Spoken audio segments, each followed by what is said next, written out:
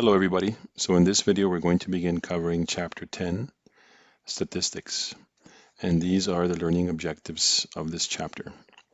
So by the end of this chapter you should be familiar with the following: concepts of population, sample, random sample, and frequency distribution of discrete and continuous data, reliability of data sources and bias in sampling, recognizing sampling techniques and their effectiveness, interpreting outliers, presenting data using frequency tables and diagrams, as well as box and whisker plots. We're going to be working with grouped data, mid-interval values, interval width, upper and lower interval boundaries, and frequency histograms. Interpreting and calculating mean, median, mode, quartiles, percentiles, interpreting and calculating range, interquartile range, variance, and standard deviation, interpreting and calculating cumulative frequency graphs, and using them to find median, quartiles, and percentiles, interpreting and calculating linear correlation of bivariate data, and interpreting and calculating linear regression models.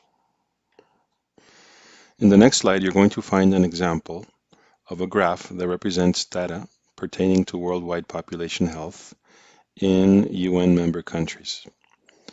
One of the indicators that is reported is something called the Health Adjusted Life Expectancy, known as HALE, H-A-L-E. And this is based on life expectancy at birth, but it includes an adjustment for time spent in poor health. It is most easily understood as the equivalent number of years in full health that a newborn can expect to live, based on current rates of ill health and mortality. According to the World Health Organization rankings, years lost due to disability are substantially higher in poorer countries.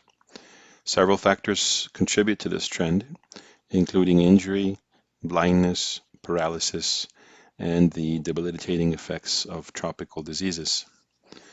On the countries ranked by the World Health Organization, Japan has the highest health life expectancy of 75 years, and the lowest ranking country is Sierra Leone with 29 years.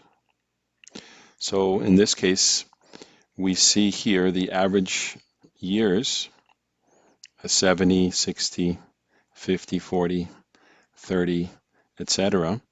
And on the left-hand side, we can see the frequency, which is based on the amount of countries with this health-adjusted life expectancy. One of the concepts that is most important in statistics is the concept of population. So population is the entire collection of people, animals, plants, or things from which we may collect data. It is the entire group we are interested in, which we wish to describe or draw conclusions about. In order to make a generalization about a population, we need a sample. And a sample is meant to be representative of the population. For each population, there are many possible samples. So in statistics, we work with data, and data can be classified into two major subgroups. One of them is the numerical or quantitative data, which is variables that measure a numerical quantity or an amount of each experimental unit. It yields a numerical response. For example, the heights of students at a school, the total score you receive on exams. Those would be examples. Now, numerical data is also subdivided into two types, which is discrete and continuous. Discrete data is in reference to responses that come from counting. For example, the number of courses taken in a semester, whereas continuous data is data or responses that arise from measuring things like time. For example, the amount of time it takes a student at UWC to have breakfast. Categorical data or qualitative data is data that measures a quality or a characteristic of the experimental unit. It gives data that is a kind of type rather than a quantity.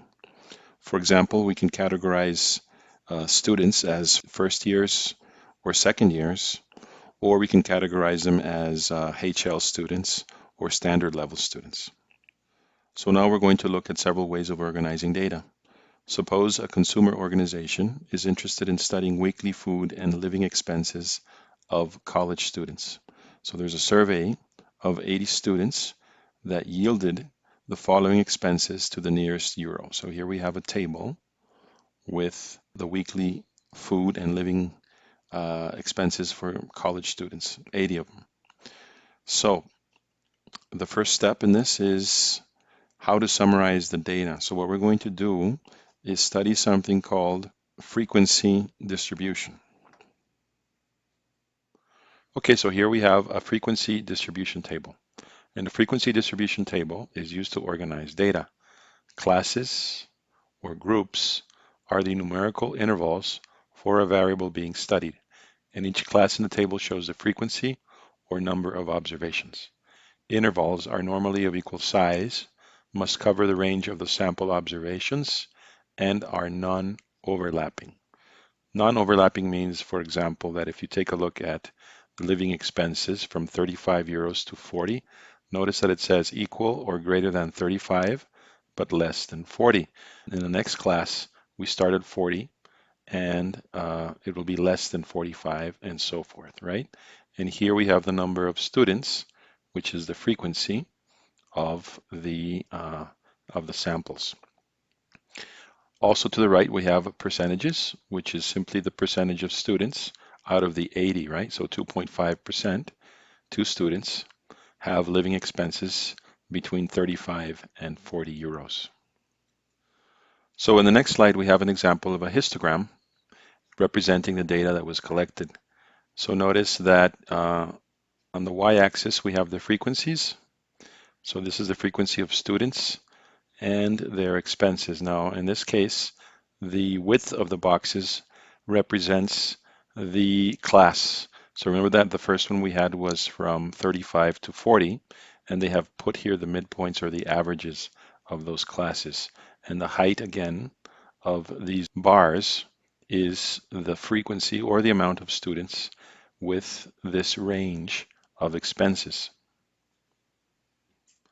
So next we're going to take a look at a table of cumulative and relative cumulative frequency distributions. So a cumulative frequency distribution contains the total number of observations whose values are less than the upper limit for each interval. It's constructed by adding the frequencies of all frequency distribution intervals up to and including the present interval. And then we can see that here, the cumulative number of students is simply an addition, right? So first we start with 2 students, and then in the next interval we have 3, so that adds to the 2 for a total of 5. And then the next interval or class has 11 students, so now it goes up to 16. And then the next interval has 21, so we add to 37 until we get to the number 80. Same thing with the percentages. So we start with 2.5%, then we get 3.75% in the next class, add that to the 2.5 and we get 6.25. And then from here we go to 13.75, which is the next class. So that makes it 20% and so forth. So here now we have a cumulative line graph or a cumulative frequency graph. This is also known as an ogive, and it's a line that connects the points that are cumulative percentage of the observations below the upper limit of each class in the cumulative frequency distribution. So this is the upper limit, and this is the percentage accumulated below that limit, right? And then what we do is that we simply translate those frequencies on the y-axis and the expenses on the x-axis, and then join the dots. Okay, so here we have example 10.1, and it says, here is some HALE data. Let's remember that this is health adjusted life expectancy. in raw form. So this is just raw data. Prepare a frequency table starting with 20 and a class interval of 5. So that means that they want us to start at 20 and have class intervals of 5. So we would have 20 to 25, 25 to 30, etc. And then draw a histogram of the data and a cumulative frequency graph. So this is something we have to do on the graphing display calculator. Okay, so here we are with the GDC, and we're going to learn how to graph a histogram. We have to be certain that it's set up appropriately. So first, go to y equals and make sure you don't have any functions in there, otherwise you'll get an error. So everything has to be clear. Then we need to do second key, the y equals. You're going to have stats plot, and you're going to enter that one, the first one, and make sure that it is on by hitting on enter. And then you want to choose the histogram, which is the third one left or right. So the first thing we need to do is go to stats, which is right here. This is the stat button. And the first option we get is edit. So we go to number 1, click on edit, and we go into a spreadsheet. So notice that we have lists, and list 1 is the list of all the raw data that was in the previous slide. So I've already put it in order to save time and show you guys how to do this. So once you have the data, you need to go to zoom, and then you're going to use number 9, zoom stat. Now the reason we do zoom stat is because we want to get a pretty good approximation of what we want to show. But since we want to adjust this to the data we have in the best way, we need to go, after we do zoom, we go to window. So let's remember that the x-axis represents the data related to the health adjusted life expectancy. And it starts at 20 and it would end at around 80 according to the data that we found. Now here the scale is important because the scale that was requested was 5-year interval, so we need to put 5 there. Now a minimum for y will represent the frequency. So it doesn't have to be negative 23, but we'll do a negative number in any case, like negative 10, just to have a good view. Now the maximum, I've adjusted the maximum frequency to 100. So now we're ready to hit graph. And there we are with a histogram. So what you want to do next is click on trace. So notice that they ask us to start at 20, but at 20 there's nobody. So there's the frequency there is 0. That's why we have n equals 0. Let's go on to the next class, and the next class is from 25 to 30, and you can see the frequency, 1 nation. And then from 30 to 35, we have 4 nations. From 35 to 40, 14 nations. From 40 to 45, the same. From 45 to 50, and so forth. Now take a look at the range from 60 to 65, where you have 54 nations, the maximum.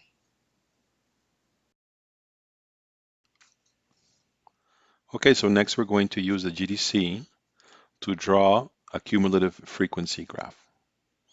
So supposing it's all set up correctly, what we want to do is go back to stats and go to edit.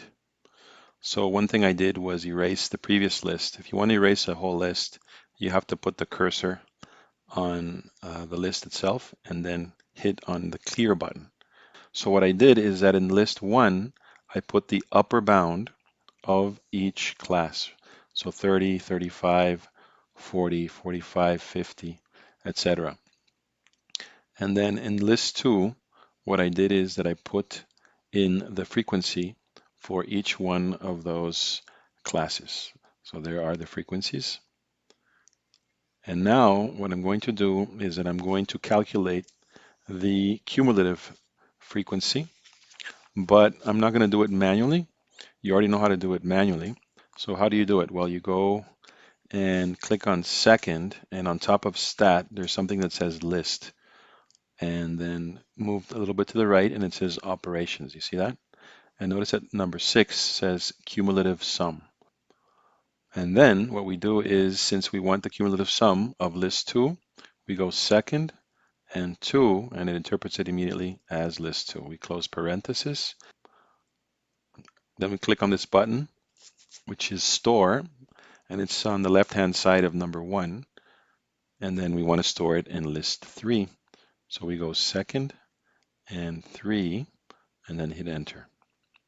Let's go back to the table. So we go back to stats and then edit, and notice that here we have the cumulative list. So the addition is already done for us. And there is the total of data points, which is 192. That is correct. So now we're going to graph this. So we go to stat plots and we click on 1. We make sure it's on. So enter. And then here we choose the type of graph, which you want is a continuous line. So hit enter.